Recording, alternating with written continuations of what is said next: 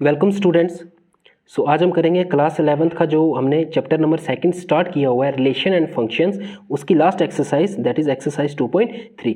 2.1 में हमने इसमें पढ़ा था Cartesian product of two sets. फिर 2.2 एक्सरसाइज में पढ़ा था रिलेशन क्या होता है, relation is a subset of Cartesian product of. So अब इस एक्सरसाइज में हम पढ़ेंगे फंक्शन क्या होता है। ठीक है, सो फंक्शन से पहले आपको पता होना चाहिए कि Cartesian product of two sets क्या होता है और रिलेशन क्या होता है। ठीक है, अब हम पढ़ेंगे फंक्शन क्या होता है।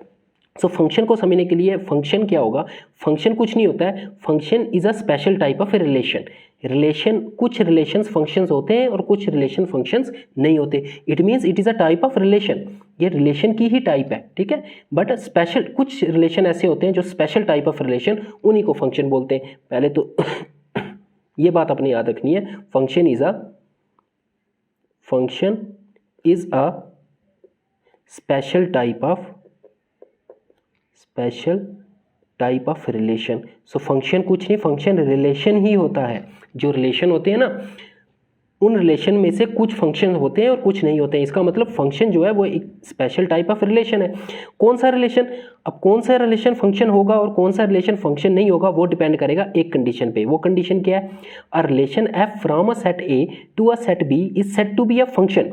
एक रिलेशन को तब हम फंक्शन बोलेंगे if every element of set A has one and only one image in set B.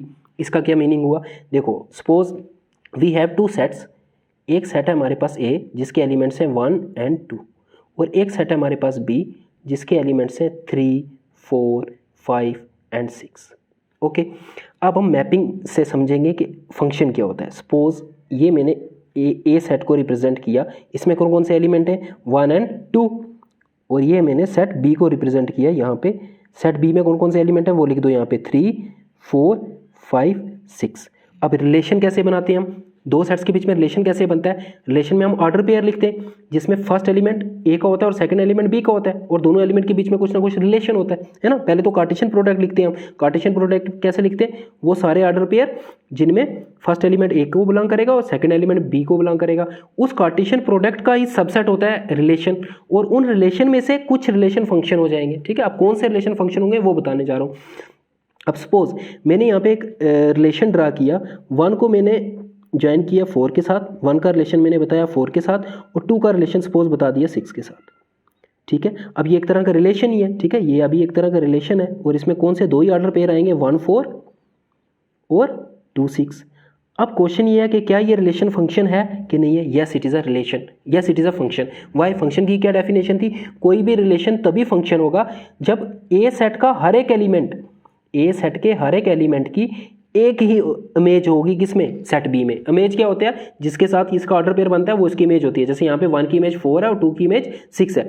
देखो, एक तो सेट ए के हर एक एलिमेंट की इमेज होनी चाहिए, पहली कंडीशन यही है। देखो, if every element of set ए, तो पहली कंडीशन सेटिस्फाई हो रही है ना, ए सेट के हर एक एलिमेंट की इमेज सेट बी में होनी चाहिए, वो कंडीशन तो सेटिस्फाई होगी। और सेट ए के हर एक एलिमेंट की इमेज होनी चाहिए और एक ही इमेज होनी चाहिए। एक एलिमेंट की दो इमेज पॉसिबल नहीं है। ठीक है, अगर दो इमेज होंगी तो फिर वो रिलेशन तो होगा बट वो फंक्शन नहीं होगा।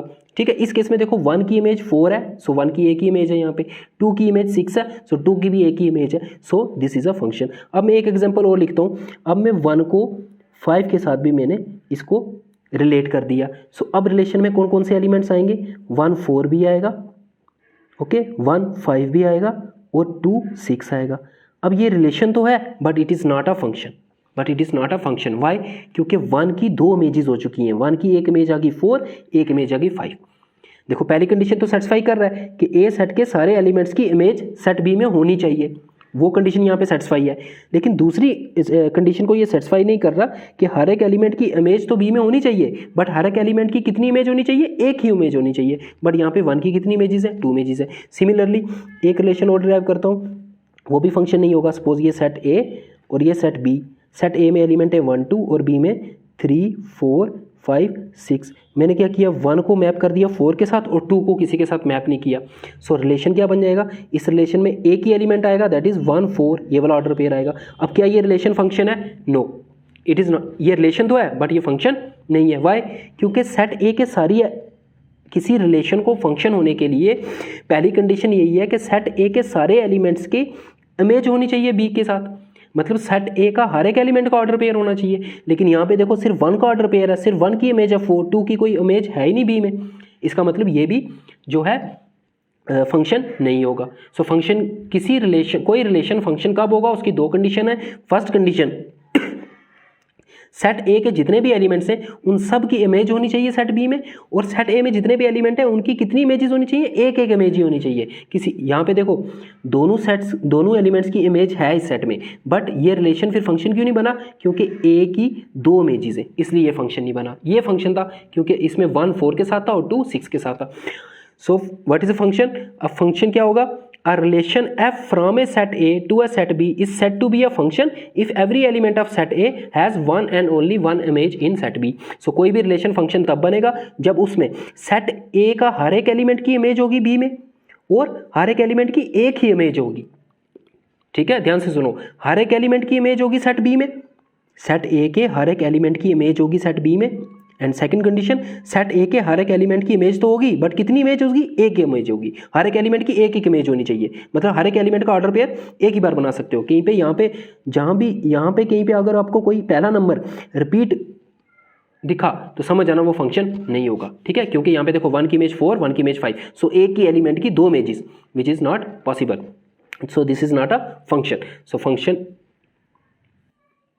अब हम देखेंगे किसी फंक्शन का डोमेन और रेंज कैसे फाइंड करेंगे। अगर आपको फंक्शन जो है ऑर्डर पेयर्स में दिया हुआ है फिर तो इजी है डोमेन और रेंज फाइंड करना। उन ऑर्डर पेयर्स का जो भी फर्स्ट एलिमेंट होंगे वो डोमेन होगा, जैसे हमने रिलेशन में पढ़ा। जो भी सेकंड एलिमेंट का सेट बनेगा वो रेंज होगा। लेकिन आपको फंक्शन ऑर्डर पेयर में नहीं दिया है, आपको फंक्शन जस्ट ऐसे दिया एक्सप्रेशन की F of X is equal to, suppose आपको फंक्शन दिया है एक्स स्क्वायर प्लस 2। सो इस केस में ऑर्डर पेयर तो नहीं दिया आपको कि इस फंक्शन में कौन कौन से ऑर्डर पेयर है, और वो कह रहा है कि एक्स कोई भी रियल नंबर हो सकता है, S belongs to real number. So X कोई भी रियल नंबर हो सकता है। अब आपको इसका डोमेन फाइंड करना है इस फंक्शन का, और इस फंक्शन की रेंज फाइंड करनी है। कहने का मतलब ये है, आपको फंक्शन जो है ना, देखो फंक्शन या तो आपको इस फॉर्म में दिया होगा सेट की फॉर्म में, ऐसे 1 4 2 3 है ना, 3 5, ये आपको एक फंक्शन दिया है सपोज। अगर आपको फंक्शन इस फॉर्म में दिया है फिर तो आप डोमेन रेंज बिल्कुल इजीली निकाल सकते हो, जैसे हमने रिलेशन में पढ़ा। सेट ऑफ फर्स्ट एलिमेंट जो होगा वो आपका डोमेन हो जाएगा, दैट इज डोमेन आएगा एक सेट जिसमें एलिमेंट होंगे 1 2 3, और रेंज क्या होगा, सेट ऑफ सेकंड एलिमेंट्स 4 3 5 4 3 5। लेकिन अगर आपको फंक्शन जो है वो जनरल फॉर्म में दे दे ऐसे कि कोई फंक्शन है जिसकी वैल्यू क्या है एक्स स्क्वायर प्लस 2, अब इस केस में आप रेंज और डोमेन कैसे फाइंड करोगे? ठीक है, डोमेन होता क्या है?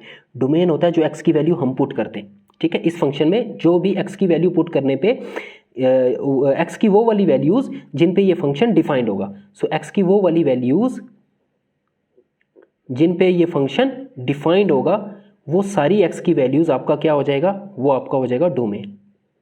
सो अगर आपको फंक्शन इस फॉर्म में दी है तो आपको याद रखना है कि x की वो वाली वैल्यूज़ जो यहाँ पे पुट करने से इस फंक्शन की एक डिफाइंड वैल्यू आएगी, वो सारी वैल्यूज़ जो हैं वो उस फंक्शन का क्या हो जाएगा, डोमेन। और रेंज क्या होता है, रिजल्ट है ना, रिजल्ट। x की वैल्यू पुट करने पे यहाँ पे f ऑफ x की वैल्यू क्या आएगी, दैट इज अगर मैं x1 पुट करता हूँ, देखो एक ऑर्डर पेयर में यहाँ से बना रहा हूँ, x अगर मैं 1 पुट करता हूँ है ना, सो x मैंने पुट किया 1, सो ऑर्डर पेयर में पहले x लिखते हैं x और फिर y लिखते हैं दूसरा एलिमेंट। तो x यहाँ पे 1 पुट करने पे देखो y की वैल्यू क्या आएगी, इस f ऑफ x को हम y भी लिख सकते हैं, y is equal to F of X is equal to S, y से भी डिनोट करते हैं फंक्शन को और f ऑफ x से भी डिनोट करते हैं। x यहाँ पे 1 पुट कर दो, 1 का स्क्वायर 1 प्लस 2 3, सो y की वैल्यू 3। ये देखो मैंने एक ऑर्डर पेयर लिख लिया। ठीक है, इसमें जो देखो फर्स्ट एलिमेंट x की वैल्यू थी, सो x की वैल्यू मैंने बोल दिया डोमेन होता है, x की वैल्यूज जो होती हैं वो क्या होता है, डोमेन होता है, और जो आंसर आएगा y की वैल्यू वही रेंज होता है। और देखो ऑर्डर पेयर में भी यही होता है, जो फर्स्ट एलिमेंट होता है वो हमारा क्या होता है, डोमेन, और जो सेकंड एलिमेंट होता है वो होता है range. So domain and range निकालना आपको ऐसे भी आना चाहिए और डोमेन और रेंज ऐसे भी निकालना आना चाहिए। अब इस केस में कैसे फाइंड करेंगे? सो इस केस में देखो डोमेन क्या हो जाएगा, डोमेन x की वो सारी वैल्यूज होंगी जिन पे गिवन फंक्शन डिफाइंड होगा। आपको ये फंक्शन गिवन दिया है, यहाँ पे x की कौन सी वैल्यूज पे ये फंक्शन डिफाइंड होगा, सारी वैल्यूज पे। यहाँ पे x जो मर्जी पुट करो, 1 पुट करो, 2 पुट करो, -2 पुट करो, -2.5 पुट करो, हर वैल्यू पे ये फंक्शन डिफाइंड होगा। ठीक है, इसका मतलब जो डोमेन होगा वो होगा ऑल रियल नंबर्स। अब देखते हैं रेंज क्या होगा। रेंज वो होता है कि x की वैल्यू पुट करने पे इस f ऑफ x की वैल्यू क्या आएगी। यहाँ पे रेंज ऑल रियल नंबर नहीं आ सकता, वाई? देखो यहाँ पे x की वैल्यू अगर आप 1 पुट करते हो 3 आएगा, बट -1 पुट करते हो अगर, तब भी आंसर क्या आएगा, 3 ही आएगा, बिकॉज -1 का स्क्वायर 1 हो जाएगा, 3 आएगा। और अगर x की मिनिमम वैल्यू 0 पुट करते हो, 0 का स्क्वायर 0 प्लस 2, सो इस फंक्शन की मिनिमम वैल्यू 2 है। ठीक है। बाकी x की आप जो मर्जी वैल्यू पुट करो, देखो नेगेटिव पुट करने पे भी इसका आंसर पॉजिटिव आएगा। अगर मैं -3 पुट करता हूँ तो क्या आएगा, -3 का स्क्वायर प्लस 2, -3 का स्क्वायर प्लस 9 हो जाएगा, 9 + 2 = 11। इसका मतलब ये इस फंक्शन की मिनिमम वैल्यू है। इसका मतलब इसकी रेंज हो जाएगी 2 से लेके कहाँ तक, पॉजिटिव नंबर इन्फिनिटी तक। अब यहाँ जितना बड़ा नंबर डालोगे उतना बड़ा आंसर आता जाएगा ना। अगर 4 डालता हूँ, 4 का स्क्वायर 16, 16 + 2 18 आ जाएगा। अगर यहाँ 10 डालता हूँ, 10 का स्क्वायर 100 + 2 102 आ जाएगा। सो इसकी रेंज हो जाएगी फ्रॉम 2 to इन्फिनिटी। और इन्फिनिटी की तरफ मैंने कौन सा ब्रैकेट लगाया, ओपन ब्रैकेट। ये सेट्स में हमने ब्रैकेट्स पढ़े थे। और 2 की तरफ कौन सा ब्रैकेट लगाया, close bracket, because 2 is included here. So इस केस में ये इसकी रेंज हो जाएगी, ये इसका डोमेन हो जाएगा। सो अगर आपको फंक्शन इस फॉर्म में दिया होगा, क्वेश्चंस में दिया होगा, आपको डोमेन और रेंज फाइंड करना होगा, तो डोमेन आपकी एक्स की वो वाली वैल्यूज हो जाएंगी जिन पे ये फंक्शन डिफाइंड होगा, और रेंज हो जाएगा वो वाली एक्स की वैल्यूज पुट करने पे यहाँ पे एफ ऑफ एक्स की क्या वैल्यूज आ रही हैं, ठीक है, या वाई की क्या वैल्यूज आ रही हैं। ठीक है, इन शॉर्ट जो भी x की वैल्यू पुट कर सकते हो वो रेंज, और जो भी y की वैल्यू आएगी वो आपका, सॉरी जो x की वैल्यू पुट करोगे वो डोमेन, और जो y की वैल्यू आंसर आएगा वो आपका रेंज हो जाएगा। Exercise 2.3 question number 1, which of the following relations are functions, give reason, if it is a function determine its domain and range. ये आपको कुछ रिलेशंस दिए हुए हैं, आपको बताना है कि इनमें से कौन से फंक्शंस हैं और कौन से फंक्शन नहीं होंगे। फंक्शन कौन से होते हैं, जिसमें फर्स्ट सेट के हर एक एलिमेंट की इमेज होगी किसमें, सेकंड सेट में, और एक एलिमेंट की एक ही इमेज होनी चाहिए। मतलब इनको आपको अगर चेक करना है, अगर आपको रिलेशन इस फॉर्म में दिया है और चेक करना है ये फंक्शन है नहीं, आप सिर्फ फर्स्ट एलिमेंट देखो, कोई फर्स्ट एलिमेंट रिपीट नहीं होना चाहिए। देखो 2 है, 5 है, 8 है, 11 है, 14 है और 17 है, कोई भी रिपीट नहीं हुआ, so it is a function. So first part, it is a function. It is a function क्यों है, because every first element has a unique image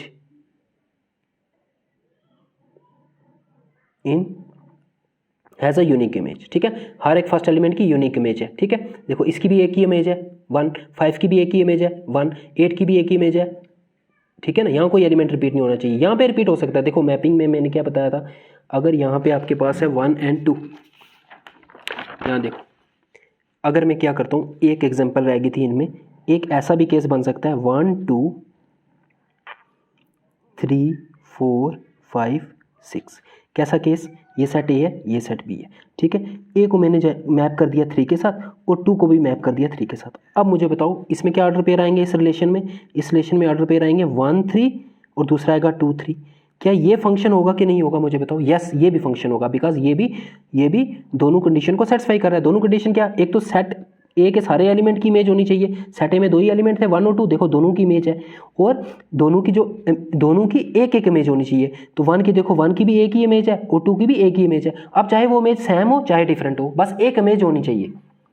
ठीक है, एक से ज़्यादा इमेज नहीं होनी चाहिए। इसका मतलब फंक्शन में ये वाले एलिमेंट रिपीट कर सकते हैं, बट ये वाला एलिमेंट रिपीट नहीं होना चाहिए। ठीक है, देखो यहाँ 3 3 रिपीट हो रहा है, हर एक एलिमेंट की एक एक इमेज होगी, किसी एलिमेंट की 2 इमेज नहीं हो सकती। अब वो एक इमेज सेम भी हो सकती है, ठीक है, जैसे इस केस में। सो ये भी एक फंक्शन है। सो इस केस में देखो फर्स्ट एलिमेंट सारे डिफरेंट है, अगर फर्स्ट एलिमेंट कोई रिपीट हो जाता फिर ये फंक्शन नहीं होता। अब आगे कह रहा है if it is a function determine its domain and range. So इस केस में डोमेन और रेंज निकालना तो ईजी है। डोमेन हो जाएगा set of all first elements. First element क्या है, 2 5 8 11 14 एंड 17। और इस केस में रेंज क्या हो जाएगा, set of all second elements. Second element 1 है, 1 ही है, ओके। सो रेंज इसकी 1 आ गई।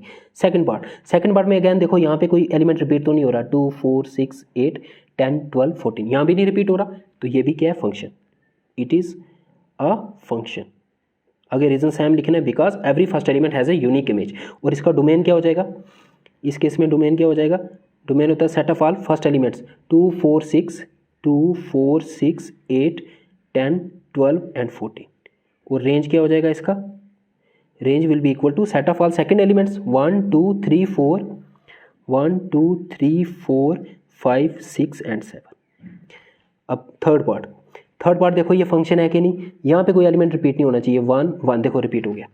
इसका क्या मीनिंग हुआ कि सेट ए में एक एलिमेंट है 1, देखो एक एलिमेंट है 1, उसकी 2 इमेजेस हैं सेट बी में, 1 इसके साथ भी मैप है और 1 इसके साथ भी मैप है। अब ये हमारी कंडीशन को सेटिस्फाई नहीं कर रहा, क्योंकि एक ही एलिमेंट की 2 इमेजेस हैं, so this is not a function. ठीक है, फंक्शन कब होगा? जब सेट ए के सारे एलिमेंट की इमेज होनी चाहिए एक बात, और हर एक एलिमेंट की एक एक इमेज होनी चाहिए, चाहे वो इमेज सेम भी हो बट एक एक इमेज होनी चाहिए, किसी एलिमेंट की एक से ज़्यादा इमेज नहीं हो सकती। सो इसकी 2 इमेज बन रही है 1 की, इसलिए ये फंक्शन नहीं होगा, it is not a function because the element, कौन सा एलिमेंट? 1 जो है, ठीक है, the element 1 has 2 images। so this is your question number first। Question number second, find the domain and range of the following real functions. अब आपको function उस form में नहीं दिए, ठीक है, अब आपको फंक्शन दूसरी फॉर्म में दिए। आपको फंक्शन दिया F of X which is equal to minus mod of X. ये जो इस फंक्शन को बोलते हैं मॉडुलस फंक्शन, ठीक है, ये 2 स्लैशेस लगी होंगी जिसके साथ, इसको क्या बोलते हैं? Modulus function. अब क्या होता है ये मॉडुलस फंक्शन? कुछ नहीं होता, बिल्कुल सिंपल है। इसका काम होता है ये नेगेटिव नंबर को भी पॉजिटिव कर देता है। फॉर एग्जांपल अगर मैं मॉडुलस ऑफ -2 की वैल्यू निकालूं, सो ये -2 को +2 कर देगा, इसका आंसर होगा +2। सिमिलरली मॉडुलस ऑफ -3 किसके इक्वल होगा? +3। अगर पहले से पॉजिटिव है कोई नंबर तो आंसर पॉजिटिव ही रहेगा। मॉडुलस ऑफ 3 कितना होगा? 3 ही होगा। मॉडुलस ऑफ 2 कितना होगा? 2 ही होगा। सो इस मॉडुलस फंक्शन की ये प्रॉपर्टी आपने याद रखनी है कि इसके अंदर कोई नेगेटिव नंबर हो तो उसको ये क्या कर देता है? पॉजिटिव कर देता है। अब आ जाओ यहाँ पे, इस फंक्शन का हमें क्या फाइंड करना है? Domain and range. मैंने डोमेन बताया था, डोमेन वो वाली सारी वैल्यूज एक्स की जो यहाँ पे पुट करने पे फंक्शन डिफाइंड हो। अब यहाँ पे एक्स की जो मर्जी वैल्यू पुट करो, हर वैल्यू पे ये फंक्शन डिफाइंड होगा, ठीक है। फॉर एग्जाम्पल अब आप बोलोगे कि कौन सी वैल्यू पे कोई फंक्शन डिफाइन नहीं होता। फॉर एग्जाम्पल आपको फंक्शन दिया है 1/x, ठीक है। अब क्या ये x की हर एक वैल्यू पे डिफाइंड होगा? नो, ये x इज इक्वल टू 0 पे डिफाइंड नहीं होगा, बिकॉज 1/0 हो जाएगा नॉट डिफाइंड। इसलिए इसकी डोमेन में 0 नहीं आएगा। इसकी डोमेन में बाकी सारे रियल नंबर आएंगे बट 0 नहीं आएगा। तो इसकी डोमेन में हम लिखेंगे all real number except 0।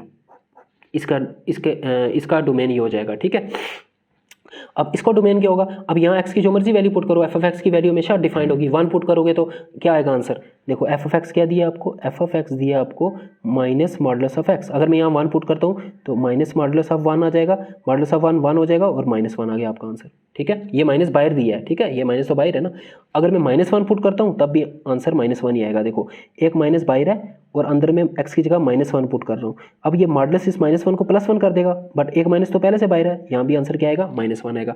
It means x की वैल्यू यहाँ पे 0 पुट करता हूँ तो 0 आ जाएगा। जो मर्जी वैल्यू पुट करूँ हर एक वैल्यू के लिए ये डिफाइंड है। सो देयरफॉर इसका जो रेंज हो जाएगा, फर्स्ट पार्ट ये डोमेन, सॉरी, इसका जो डोमेन होगा वो आपका होगा all real number, set of all real numbers, ठीक है। अब इसकी फाइंड करनी है रेंज। क्या इसकी रेंज भी सारे रियल नंबर होंगे? नो। वाई? इसकी जो रेंज होगी ना, इसकी रेंज होगी सिर्फ नेगेटिव नंबर्स। वाई? क्योंकि बाहर देखो नेगेटिव साइन है। अब अंदर जो मर्जी आप x की वैल्यू पुट करो उसको मॉडुलस ये पॉजिटिव कर देगा। देखो अगर मैं मॉडुलस में अभी जैसे यहाँ देखा, देखो मॉडुलस ऑफ -2 अगर मैं पुट करता हूँ तो आंसर क्या आएगा? 2 आएगा। और मॉडुलस ऑफ 2 पुट करता हूँ तब भी आंसर क्या आएगा? 2 आएगा, है ना। लेकिन यहाँ में मॉडुलस ऑफ x नहीं दिया, मॉडुलस के बाहर भी एक माइनस साइन दिया। अगर बाहर माइनस साइन है तो यहाँ भी माइनस आ जाएगा, अगर बाहर माइनस साइन है तो यहाँ भी माइनस आ जाएगा। सो इस फंक्शन का आंसर हमेशा देखो नेगेटिव आएगा। इस फंक्शन का आंसर हमेशा नेगेटिव आएगा, क्योंकि अगर यहाँ पॉजिटिव नंबर डालोगे तो बाहर नेगेटिव है तो नेगेटिव हो जाएगा। जैसे 3 डाला तो मॉडुलस ऑफ 3 ही होता है, लेकिन बाहर नेगेटिव है तो आंसर -3 आ जाएगा। और अगर -3 डालते हो उस माइनस को ये मॉडुलस प्लस कर देगा, अगेन ये 3 बन जाएगा, लेकिन एक माइनस बाहर है, सो -3। सो इसका आंसर क्या होगा? इसकी रेंज क्या होगी? All negative numbers. So all negative numbers को कैसे लिखोगे आप? -∞ से लेके कहाँ तक? -∞ से लेके 0 तक सारे, इसका क्या होगा? रेंज होगा। और 0 इंक्लूड है। 0 कब होगा? जब x 0 डालोगे। x 0 डालोगे तो 0 आएगा ना, 0 इज इंक्लूडेड। और -∞ की तरफ हमेशा ओपन ब्रैकेट ही लगता है, ये याद रखना, ठीक है। इन्फिनिटी जहाँ पे होगा ओपन। सो ये इसका डोमेन आ गया, ये इसका रेंज आ गया। Next second part, F of x आपको दिया है स्क्वायर रूट ऑफ 9 - x²। अब आपको निकालना है इसका domain and range. So domain find करने के लिए क्या फाइंड करना होता है? x की वो वाली वैल्यूज जिस पे गिवन फंक्शन डिफाइंड हो। अब ये फंक्शन क्या हर जगह डिफाइंड होगा x की? नो। ये फंक्शन तो हमें सीधा दिख गया था कि हर जगह डिफाइंड होगा, इसलिए हमने सीधा लिख दिया domain is equal to r। ये हर जगह डिफाइंड नहीं होगा बिकॉज स्क्वायर रूट है, और आपको पता है स्क्वायर रूट के अंदर नेगेटिव नंबर कभी नहीं होता, ये नंबर कभी एग्जिस्ट नहीं करता, ठीक है ना। स्क्वायर रूट के अंदर जो नंबर है वो हमेशा क्या होना चाहिए? पॉजिटिव। इसका मतलब x की हर वैल्यू पे ये डिफाइंड नहीं होगा। ये x की कौन सी वैल्यू पे डिफाइंड होगा? देखो यहाँ पे हम लिख सकते हैं now F of X is defined for, ये कब डिफाइंड होगा, जब अंदर वाला नंबर पॉजिटिव होगा तभी ये डिफाइंड होगा, ठीक है ना, क्योंकि स्क्वायर रूट के अंदर नेगेटिव नंबर नहीं हो सकता। और अंदर वाला नंबर क्या है यहाँ पे, स्क्वायर रूट के अंदर क्या है, 9 माइनस एक्स स्क्वायर, ये या तो पॉजिटिव होना चाहिए या जीरो होना चाहिए, जीरो पे डिफाइंड हो जाता है। स्क्वायर रूट ऑफ जीरो क्या होता है, जीरो ही होता है। So it must be greater than और इक्वल टू जीरो, यही कंडीशन होगी ना। ये फंक्शन तभी डिफाइंड होगा जब ये कंडीशन सेटिस्फाई होगी। अब इसी कंडीशन से हम एक्स स्क्वायर की वैल्यू फाइंड कर सकते हैं। देखो +9 को यहाँ +9 को खत्म करना है तो एक बार यहाँ पे -9 करना होगा, -9 दोनों तरफ से मैं 9 को माइनस कर रहा हूँ, ठीक है। ये इक्वेशन नहीं है, ये इनइक्वालिटी है। इनइक्वालिटी में ऐसे ही करते इस 9 को खत्म करने के लिए मैंने यहाँ पे -9 किया, तो फिर यहाँ भी -9 करना होगा। लेफ्ट हैंड साइड में भी क्या किया, -9, राइट हैंड साइड में भी किया -9। सो ये -9 +9 हो जाएगा cancel. So you will get -x square is greater than equal to -9। अब ये माइनस को दोनों तरफ से ख़त्म करने के लिए क्या हो जाएगा, ये साइन पलट जाएगा, ठीक है। इनइक्वालिटी का ये रूल होता है, अगर दोनों तरफ माइनस है, अगर देखो ना, अगर जैसे मैं लिख रहा हूँ -4 इज़ लेस देन -2, होता है ना, ये -4 जो होता है, नेगेटिव नंबर जितना बड़ा होता है उतनी उसकी वैल्यू कम होती है। -4 -2 से कम है, लेकिन अगर माइनस में कैंसिल कर देता हूँ, क्या 4 लेस देन 2 होता है, नहीं 4 तो ग्रेटर देन होता है। सो यहाँ पे साइन चेंज हो जाता है, जब इनइक्वालिटी में माइनस साइन कैंसिल करते हैं तो बीच वाला साइन चेंज हो जाता है। सो जब मैं ये माइनस कैंसिल करूँगा, so X square greater than था, अब लेस देन हो जाएगा, less than 9, minus minus cancel हो गया, ओके। स्क्वायर हटेगा, यहाँ रूट आएगा, it means X is less than equal to, और स्क्वायर रूट ऑफ 9 क्या हो जाएगा, +-3 +-3। सो एक्स की वैल्यूज लाई करेंगी बिटवीन +3 एंड -3। सो एक्स की पॉसिबल वैल्यूज क्या हो जाएंगी, -3 से लेके, मतलब यही हमारा रेंज होगा जो एक्स की पॉसिबल वैल्यूज होती हैं। सो रेंज आपका आ गया फ्रॉम -3 टू +3। इन सभी वैल्यूज के लिए ये फंक्शन डिफाइंड होगा, और किसी वैल्यू के लिए ये फंक्शन डिफाइंड नहीं होगा। सर ये डोमेन आ गया आपका। अब फाइंड करना है इसका रेंज। रेंज क्या होता है, ये वाली वैल्यूज यहाँ पे पुट करने पे क्या आंसर आएगा इस फंक्शन का, वही हमारा रेंज होता है ना। सो रेंज फाइंड करने के लिए अब क्या कर दो, सिंपल, इसका रेंज क्या हो जाएगा, -3 और 3 एक बार पुट कर दो। देखो अगर मैं यहाँ पे -3 पुट करता हूँ तो आंसर क्या आएगा, -3 का होल स्क्वायर 9 हो जाएगा। सो 9 - 9 क्या आएगा, 0 आएगा। और 3 पुट करने भी देखो 0 आएगा, 3 का स्क्वायर 9, 9 - 9 0। सो रेंज में 0 तो आएगा। और -3 और 3 के सेंटर वाला नंबर ले लेता हूँ, एक 0, ठीक है। अभी 0 यहाँ पे पुट कर दो, 9 - 0 का स्क्वायर, 0 का स्क्वायर 0 होगा, that is square root of 9 आएगा, दैट इज 3 आएगा। ये इसकी मैक्सिमम वैल्यू है, ये इसकी मिनिमम वैल्यू है। सो इसका रेंज लाई करेगा between 0 and 3, between 0 and 3, 0 and 3, है ना। इसका रेंज क्या होता है, इसका रिजल्ट कभी नेगेटिव नहीं हो सकता। ये क्यों नेगेटिव आया -3 से लेकर 3 तक, बिकॉज ये तो एक्स की वैल्यू होती है ना डोमेन। एक्स की वैल्यू हम क्या क्या यहाँ पे पुट कर सकें ताकि ये एफ ऑफ एक्स डिफाइंड आए, वो हम पुट कर सकते हैं। -3 से लेकर 3 के बीच में कोई भी वैल्यू यहाँ पे एक्स की वैल्यू पुट करो, ये फंक्शन डिफाइंड होगा। 3 से बड़ी कोई वैल्यू पुट करो और -3 से छोटी कोई वैल्यू पुट करो, देखना ये फंक्शन डिफाइंड नहीं होगा। फॉर एग्जाम्पल मैं 4 पुट करता हूँ, 4 का स्क्वायर हो जाएगा 16, 9 - 16, 9 - 16 इज -7। अब देखो स्क्वायर रूट के अंदर नेगेटिव नंबर आ गया जो एग्जिस्ट नहीं करता। सिमिलरली -3 से छोटा कोई नंबर डालोगे तब भी ये एग्जिस्ट नहीं करेगा। और ये क्या है, ये है इसके फाइनल रिजल्ट कि ये वैल्यू यहाँ पे पुट करने पे एफ ऑफ एक्स की क्या वैल्यूज आ सकती हैं। तो एफ ऑफ एक्स की वैल्यू हमेशा पॉजिटिव आएगी 0 से लेकर 3 तक, okay. This is is range. Question number 3, a function f is defined by f of x is equal to 2x - 5। So ये फंक्शन दी है, ठीक है। Right down the values of, first part f of 0 की value find करनी है, बिल्कुल simple है। f ऑफ 0 मीन्स यहाँ पे x की जगह आपको 0 पुट करना है। So therefore first part f of 0 will be equal to, function में जहाँ जहाँ x है वहाँ 0 पुट कर दो। यहाँ पे x है, ये हो जाएगा 2 × 0 - 5, that is 0, 2 × 0 is 0, 0 - 5 is equal to -5। f of 7 की वैल्यू फाइंड करनी है, second part, f of 7 that is इस फंक्शन की वैल्यू आपको फाइंड करनी है at x is equal to 7, जब x 7 होगा। सो जब x 7 होगा तो इस फंक्शन की वैल्यू क्या हो जाएगी, यहाँ 7 आ जाएगा, 2 × 7 - 5, 7 2 14 - 5 इज 9।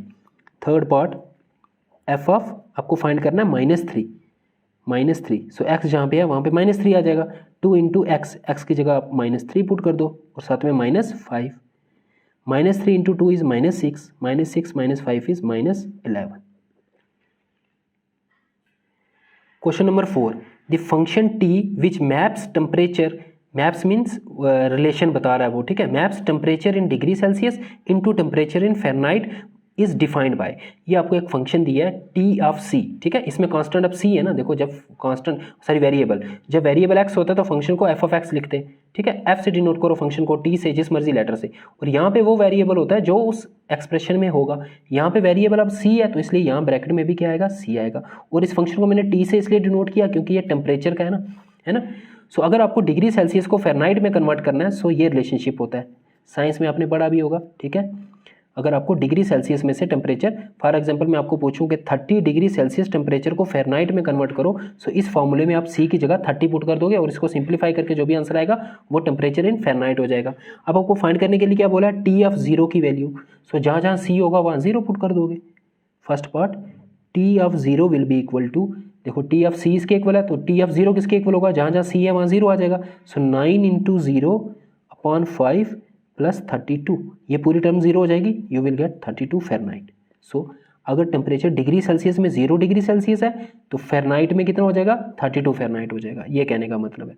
सेकंड पार्ट, टी 28 पे निकालना है, सो सी की जगह आप 28 पुट कर दो। 9 into 28 upon 5 sorry 28 upon 5 plus 32 is equal to 9 into 28 is 252, इसको सिंप्लीफाई कर लो, प्लस 5 इधर क्रॉस मल्टीप्लाई हो जाएगा, 5 इंटू 32, 32 5 जा 5 2 से 10, 0 1 कैरी, 5 3 15 और 1 16, 160 डिवाइडेड बाय 5, इनको ऐड कर लो, 0 plus 2 is 2, 6 plus 5 is 11, 1 1 carry, 1 plus 2 is 3 and 1 4, 412 upon 5 Fahrenheit, ठीक है।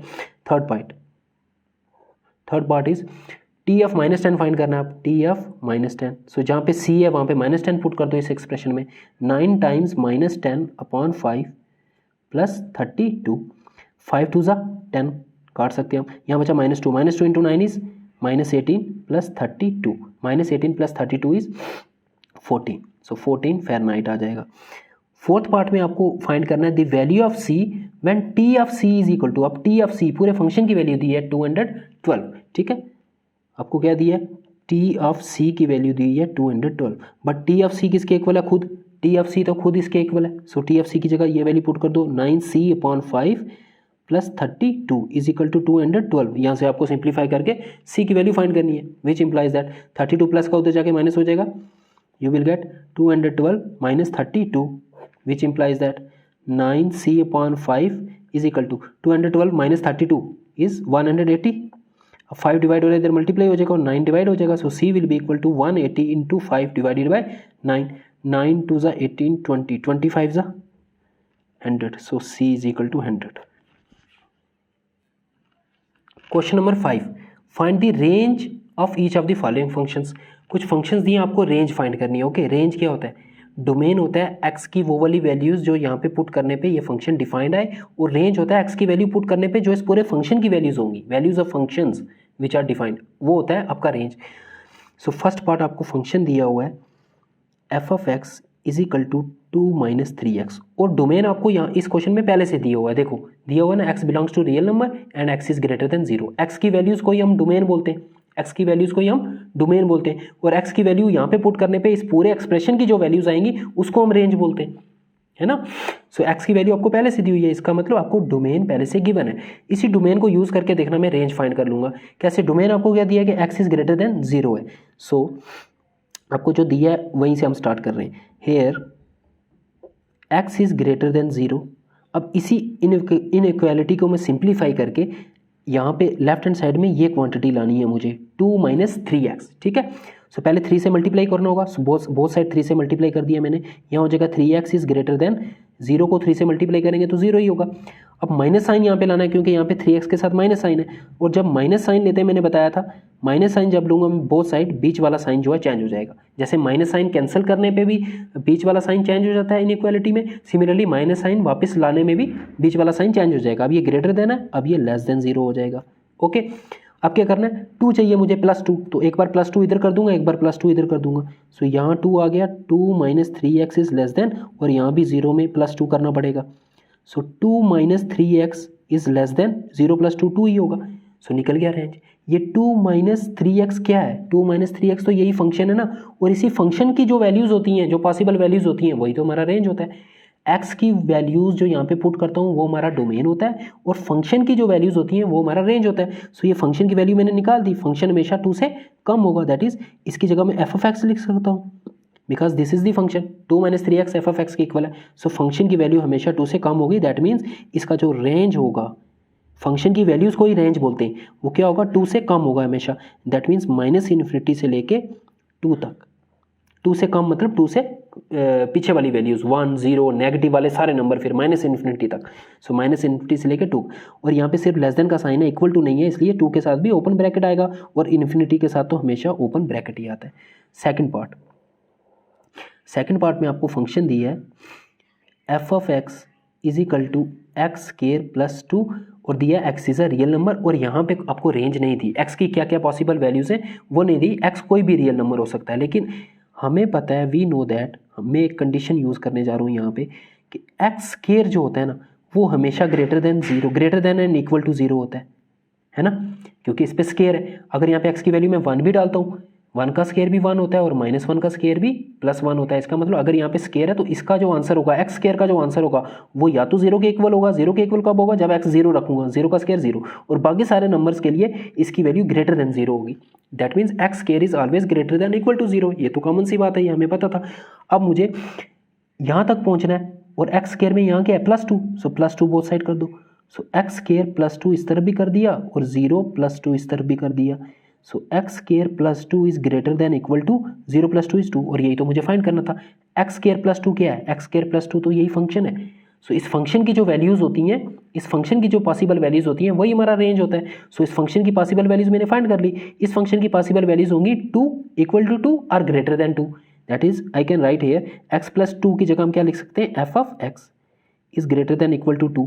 सो इसके इस फंक्शन का जो रेंज हो जाएगा वो आपका हो जाएगा क्या, 2 के इक्वल या 2 के ग्रेटर वाली सारी वैल्यूज़, 2 से लेके फिर ग्रेटर सारी इन्फिनिटी तक। सो 2 के साथ इक्वल 2 का भी साइन है, सो क्लोज्ड ब्रैकेट आएगी 2 के साथ, 2 से लेके +∞ तक इसका रेंज हो जाएगा। Third part, F of X is equal to X where X is a real number. So F of X X के ही इक्वल है, ठीक है। अब यहाँ पे आपको फाइंड करना है रेंज। अगर मैं आपको पूछूं डोमेन, इसका डोमेन क्या होगा, ये फंक्शन एक्स की कौन सी वैल्यू के लिए डिफाइंड होगा। देखो F of X is equal to सिर्फ एक्स है, सो एक्स की जो मर्जी वैल्यू डालो यहाँ पे, ये हर वैल्यू के लिए डिफाइंड होगा। 1 डालोगे तो 1 आएगा आंसर, 2 डालोगे तो 2 आएगा, 3 डालोगे तो 3 आएगा, -3 डालोगे तो -3 आएगा। सो इसका डोमेन हो जाएगा ऑल रियल नंबर्स, और इसका रेंज क्या होगा, रेंज भी वही होगा ऑल रियल नंबर्स, क्योंकि जो आंसर जो आप एक्स की वैल्यू डाल रहे हो वही एफ ऑफ एक्स की वैल्यू भी आ रही है, बिकॉज एफ ऑफ एक्स यहाँ पे एक्स के ही इक्वल है। सो एक्स की वैल्यू अगर मैं 1 डालूंगा, देखो एफ ऑफ एक्स की वैल्यू भी क्या आई, 1 आई। अगर एक्स की वैल्यू 2 डालता हूँ तो एफ ऑफ एक्स की वैल्यू भी क्या आई, 2 आई। तो यहाँ पे देखो, यहाँ पे अगर मैं एक्स की वैल्यू 1 डालता हूँ तो एफ ऑफ एक्स की वैल्यू क्या आ रही थी, 1 + 2 3 आई थी। लेकिन इस केस में क्या है, दोनों इक्वल है। इसका मतलब इस केस में डोमेन और रेंज सेम होंगे, और डोमेन रेंज इस केस हमें रेंज फाइंड करना है, रेंज इस केस में होगा all real numbers, all real numbers, या सिर्फ कैपिटल आर लिख सकते हो, कैपिटल आर से हम डिनोट करते हैं ऑल रियल नंबर्स।